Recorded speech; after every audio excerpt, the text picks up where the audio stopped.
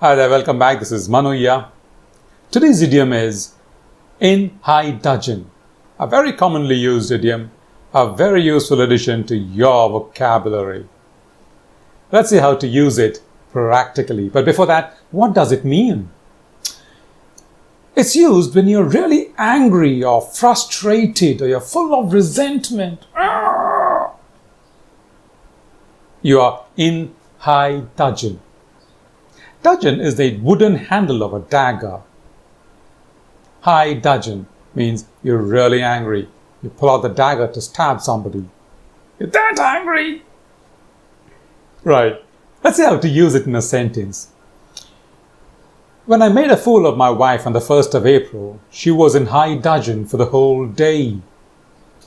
And I had to make it up to her. It was really a tough job making it up to her. Yeah. Let's look at another one. He walked out of the meeting in high dudgeon after his proposal was turned down. Turned down. No. Rejected. Okay, here's another one. The farmers were in high dudgeon after the farm bills were passed. But when they realized that they were actually going to benefit from those bills, they all went back home. The farm bills of India. The opposition was in high dudgeon after the leader was arrested for tax evasion. Here's another one. Again, politics. After the speaker disallowed his ad hominems, he stomped off the Parliament House in high dudgeon, along with his followers.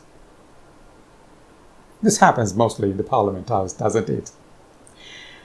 The businesses were in high dudgeon after the third lockdown was announced. Well, in India is the second lockdown now, and nobody has ever been in high dudgeon. Related to this lockdown at least, not walk down. Walk down. Yeah, it was great. Now, let's look at a few synonyms. In high dudgeon is a great idiomatic expression.